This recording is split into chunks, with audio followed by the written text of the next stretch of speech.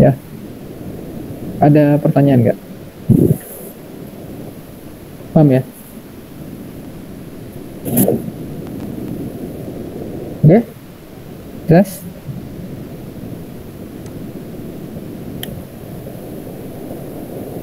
Jelas ya? Nah, untuk soal yang lain nanti buat PR deh. Nah, bagaimana cara kita ngitung? Udah dibahas ya, multiple regression. Untuk ini saya pengen jelasin terkait dengan bagaimana kita merambatkan error dari hasil pengukuran di square, atau kita sebutnya sebagai metode analisis grafik.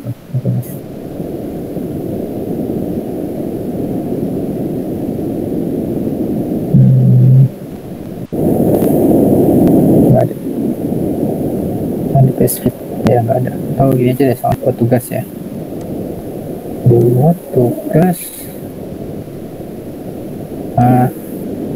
coba melakukan eksperimen efek Hall ya, efek Hall lagi, eksperimen Kaplan aja deh, Kaplan, eksperimen pengukuran Kaplan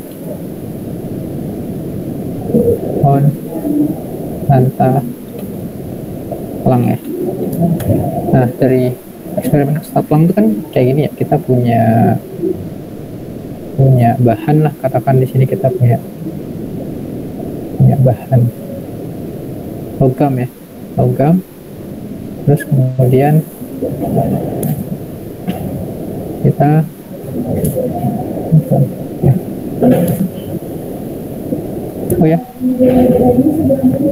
mejanya Bu Umi di bawah sih harusnya. Berapa? Meja Bu Umi di bawah sih. Kenapa? Oh, katanya di meja bumi. Kata bumi di meja bumi. Atau disuruh tinggal di lantai 5? Lantai 5 kan? Oh, tadi ketinggalan. Hah? Oh, gitu. Bilang aja letakin di mejanya Pak Haris gitu. Gak apa-apa, gitu aja. Ntar kita fotoin aja, udah. Fotoin aja meja saya gitu. Oh iya. Ya. Pak Haris ya? Ya, bilang aja. Oke, sip, ya, sama-sama. Ya, udah. Oke.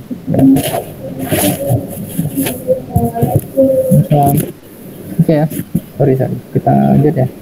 Jadi kalau eksperimen efek Hall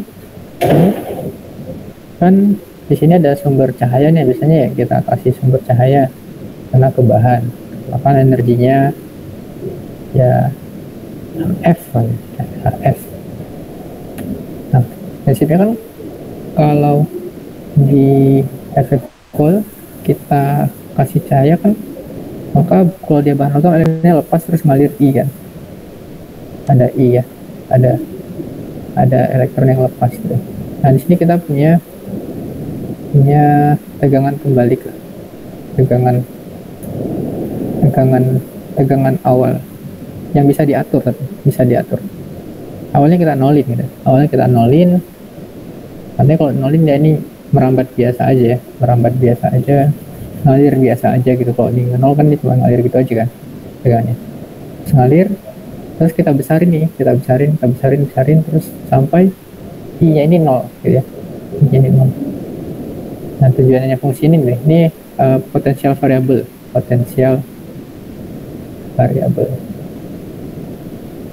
Ya. Nah, kita ketahui bahwasanya dari efek fotolistrik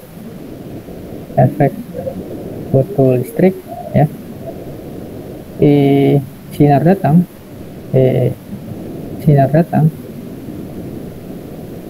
itu sama dengan EK elektron tambah W ya, potensial ambang.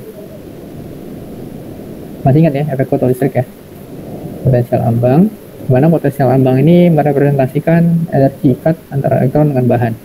Jadi bahannya terikat sebesar energi W itu potensial ambang. Nah, energi sinar datang ini adalah HF ya. Dari kinetik elektron ini ya EK gitu.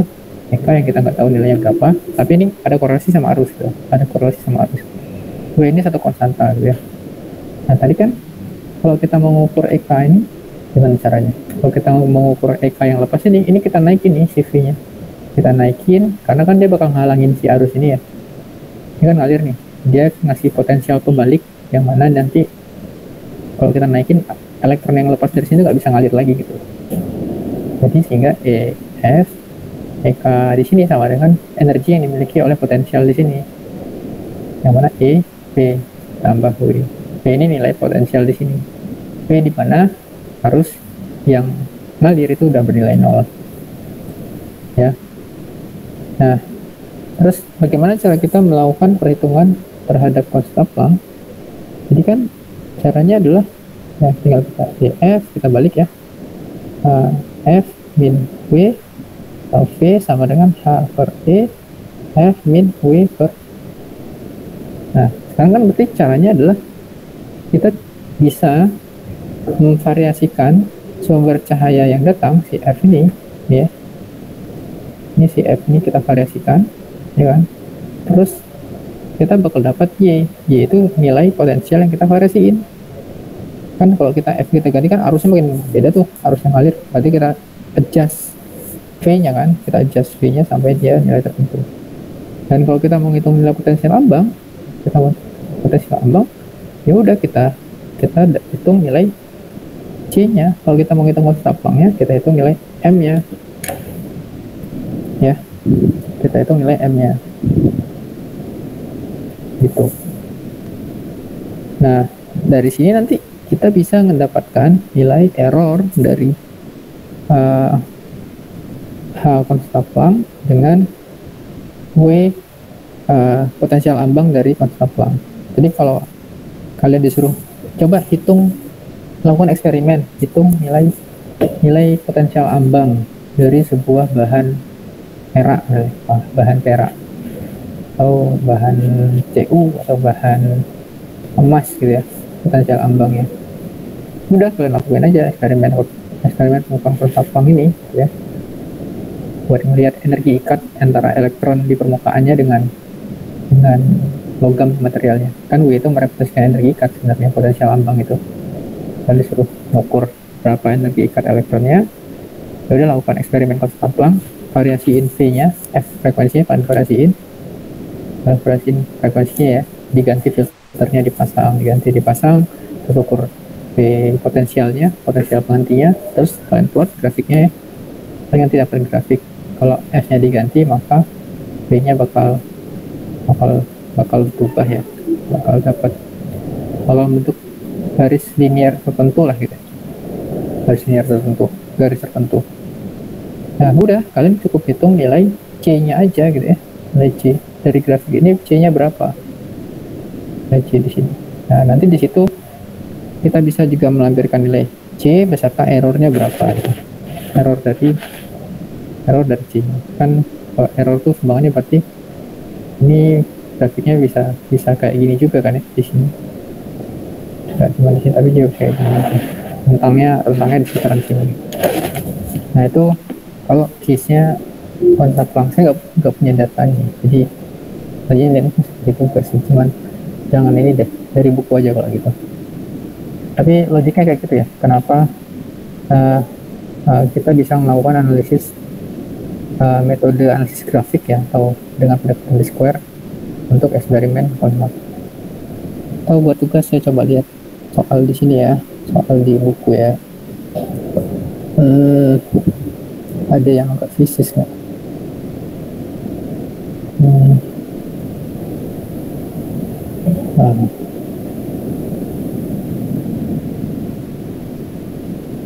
Uncertainty in case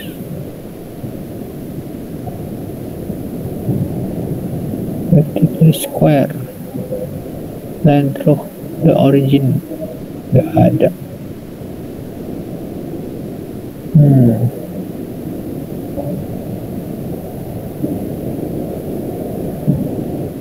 uncertainty in measurement of E. Jadi ya constant A and B. Ya, constant A dan B tadi udah kita jelasin.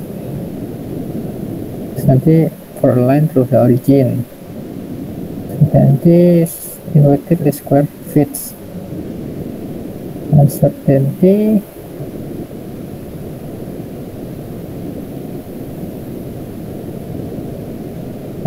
ini coba ya. One way to measure the acceleration of freely falling body is to measure its height, e, and successive equally spaced length t, and find the best fit to expect polynomial. Use the equation to find the best estimate for three coefficient in best estimate g based on 5 measurement interval. Nah ini bisa nih ya, tapi ini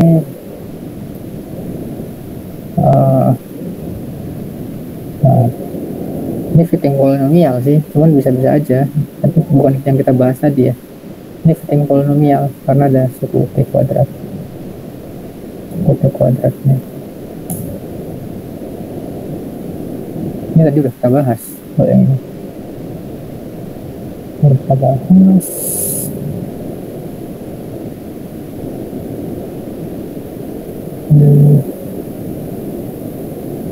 Ada ya, udah soalnya apa ya, soalnya saya bisa bikin soal tapi hasilnya nggak fisis nanti. Saya bisa bikin soal hitung ya, hasilnya nanti nggak masuk akal. Kalau konsep Kaplan ini kan kalau saya kasih angka-angkanya kan nanti akhirnya hitungan kalian nggak sesuai dengan hasil sebenarnya gitu. Ya mungkin next pertemuan aja deh saya kasih soal buat latihan terkait dengan materi ini ya, materi bagaimana melakukan analisis grafik ya, ini metode analisis grafik dari sebuah eksperimen fisis dengan menghitung gradien dari grafik dan interceptionnya, nilai C-nya, terus kita hitung errornya dengan menggunakan metode perambatan error gitu ya. Jadi kita nggak hitung error dari KSR doang gitu. KSR ada case-case tertentu sih kalau menurut saya. Kalian kan kalau eksperimen kan kalian lihat KSR NS nilai terkecil errornya doang kan ya. Misalnya kan katakan kalian punya alat yang mau bagus lah gitu, 0,0 sekian errornya gitu. Terus dalam pengukuran ternyata environmentnya itu ngeganggu banget gitu, lumayan mengganggu lah. Jadi hasil ukuran tuh agak cenderung ini ya, tapi sebarannya itu agak luas gitu, sebarannya. Kalau tadi kan ini agak berdekatan, mungkin bisa jadi ada di sini, bisa jadi ada di sini, bisa jadi agak tersebar jauh. Nah kalau udah kayak gitu kan sebenarnya error dari NST-nya kecil banget. Kita katakan error dari NST kalian 0,01, tapi error dari gradien kalian itu 21 gitu. Error dari gradien kalian 1. Kalau kalian masukin ke perambatan ralat kayak error dari KSR itu nggak berkontribusi cukup signifikan, tapi kalau kalian masukin dalam perhitungan ya nggak masalah sih. Cuman hasil akhirnya juga tetap nggak begitu signifikan gitu, nggak begitu signifikan karena kan 0,01 kan. Sementara dari error pemulangan kita lakukan ternyata dari kita hitung gradiennya dapat delta M-nya 2 plus minus 2 plus minus 1 gitu. Pas kita hitung ke perambatan ralat, kontribusi dari error NST-nya itu kecil banget. Ibaratnya tadi yang ini, yang kita ngitung konsep Lang ini ya, sebenarnya kan ini ada D-nya, ada D-nya itu kalau kita pakai multimeter kita punya errornya 0,01 kan, sekian plus minus 0,01 lah. Artinya kita tambahkan lagi sukunya di sini. Kalau kalian mau include semua error ya, include ya bagusnya semua di-include semuanya. Cuman kalau kita pikirin semuanya juga panjangan gitu, terlalu banyak. Ini kalau case-nya simple kayak gini, cuma masukin 2 persamaan ya nggak masuk, tambahin. Nah, karena ini misalnya delta M yang dari sini kontribusinya 1 misalnya 1% gitu. Ini kontribusinya 0,01. Ini hampir kecil banget kontribusinya gitu. Sementara ini gede gitu. Nah, kadang juga sebuah tidak tepat juga kalau kita cuma menganggap error itu dari NST doang. Kita cuma masukin error NST, sementara ini ada error yang lebih besar nih di sini nih, kita cuma masukin error yang dari sini doang, nah itu salah juga gitu loh. Ya seakan-akan kan kita melakukan pengukuran tapi kita ngelampirin errornya kecil, padahal kenyataannya dari plot datanya kita lihat datanya sebarannya gede banget gitu ya. Kalau kalian tadi dari grafiknya itu, grafik yang ini, nah kalau kalian nggak masukin sumbangan dari error perulangan, kalian cuma kali garis terus kan nyatain errornya berdasarkan NST doang, setengah skala terkecil, berarti kan hasil ukur kalian bakal kecil banget kan, hasil ukurnya errornya bakal kecil banget kan. Kalau pakai multimeter ya 0,01 lah, kecil banget kan errornya. Padahal kalau disajiin grafiknya, orang bisa lihat ini distribusinya random banget, nah cenderungannya memang naik tapi distribusinya agak nggak lurus-lurus juga gitu, nggak lurus. Nah, jadi sebenarnya error yang lebih besar tuh mungkin ada di perulangannya, malah variasi perulangannya, malah bukan di NST-nya. Kalau kalian mau aman sih ya masukin semuanya, gitu. Hitung aja semuanya sampai ini, sampai panjangnya, sampai semua sukunya dimasukin, jumlahin, terus dapat total error. Ya kalau dia kecil sebenarnya nggak begitu signifikan banget sih, paling merubahnya berapa angka dalam koma gitu, ujung-ujungnya juga bakal kita bulatin lagi, tapi ya oke, nggak masalah buat sebagai jaga-jaga aja biar aman. Ada pertanyaan nggak? Oh, jelas ya?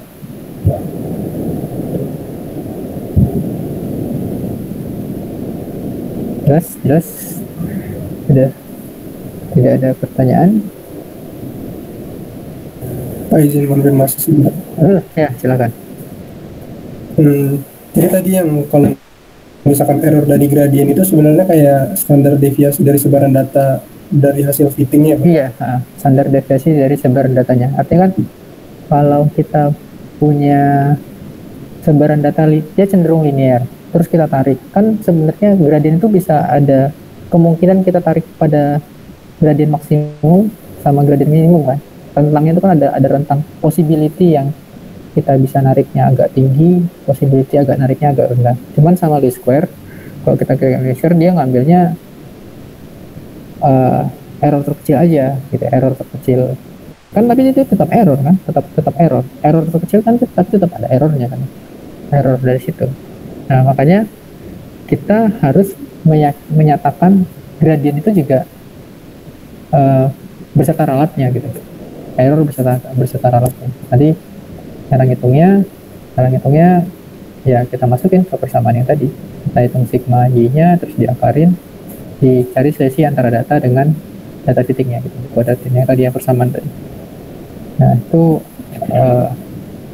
yang ya suku faktor penambah errornya gitu, bukan dari NST doang. Ya itu. Oke, baik Pak, terima kasih Pak. Oke, sip. Lain cukup? Ada pertanyaan? Izin bertanya Pak. Ya silakan. Waktu itu Bapak pernah ngajarin di praktikum bahwa M-nya menggunakan SSXX per SSXY. Ya. Itu kalau dibandingkan sama rumus yang tadi di buku, gimana ya Pak? Sama aja sebenarnya. Sebenarnya sama aja. SSX itu sebenarnya delta kalau di buku. Kalau di buku itu SSX itu delta. Jadi di bawahnya kan SXY per SSX ya. Kalau saya tunjukin ya. Saya tunjukin. Itu beda notasi aja sebenarnya. Karena kita acuannya buku ini saya pakai simbol dengan notasi yang ada di buku. Saya coba tunjukin.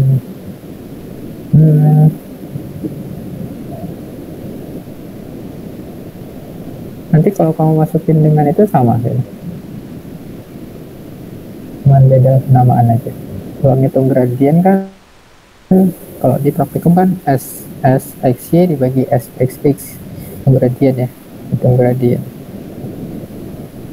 Nah ini tuh mana tadi?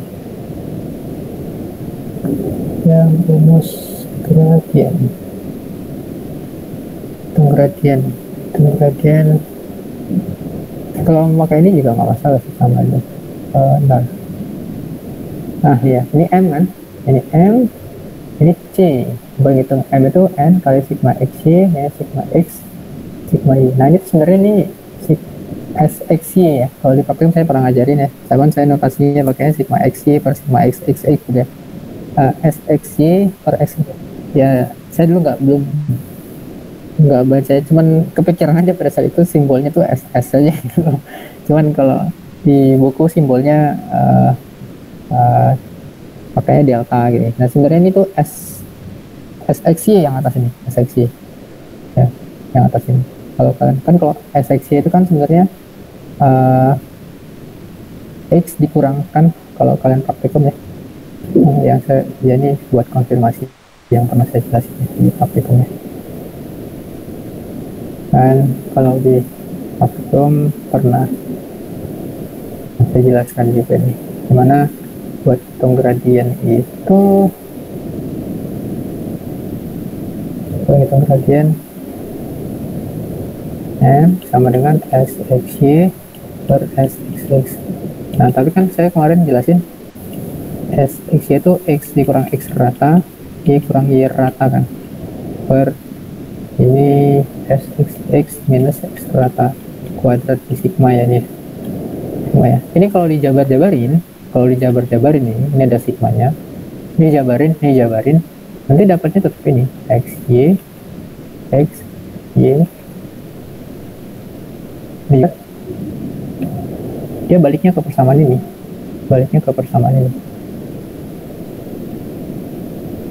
Nah, kalau ini kita jabarin, ini kan ada X per N nih, XY per N, nanti N-nya di sini ada X per N, kita coret-coret, nanti N-nya naik ke depan. Ini kalau dikaliin kayak gini, dikaliin ke sini, kaliin ke sini, nanti ini ujungnya lari ke sini juga nih. Sebenarnya makanya kalau pakai ini sebenarnya sama aja. Kalau di buku kan pakainya ini, dulu kan saya pernah jelasin yang ini ya, yang kalau pas praktikum ya, turunannya dari persamaan ini. Nah sebenarnya persamaan ini diturunkan dari sini juga. Kalau kita input kali ini ke sini, ini kali ke sini, ini kali ke sini, ini kali ke sini, terus nanti kita ganti X ratanya itu sama dengan sigma XY per N gitu ya, kita ganti. Terus ini juga kita ganti X per N, ketemu N, maka N yang bawah ini naik ke sini, N yang ini juga naik ke sini, ini naik ke sini, nanti N bawah dicoret, nanti muncul N di depannya. Sama aja sih sebenarnya, sama aja, bebas sih. Jadi hitung gradien dari sini, maka ini sama gradien dari sini sama. Cuman untuk kelas ini kalian hitung ini aja, pakainya yang udah jadi persamaannya ya. Buat di kelas sama sebenarnya. Paham ya maksudnya ya? Ya paham Pak, terima kasih.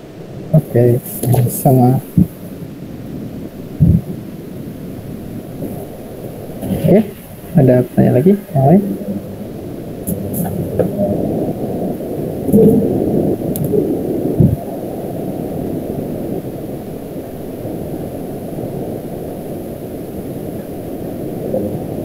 Ada?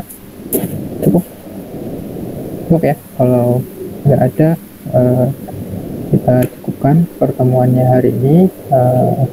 Saya akhiri ya. Terima kasih semuanya. Assalamualaikum warahmatullahi wabarakatuh. Waalaikumsalam warahmatullahi wabarakatuh. Terima kasih Pak. Oke, sama-sama. Saya pamit. Terima kasih Pak.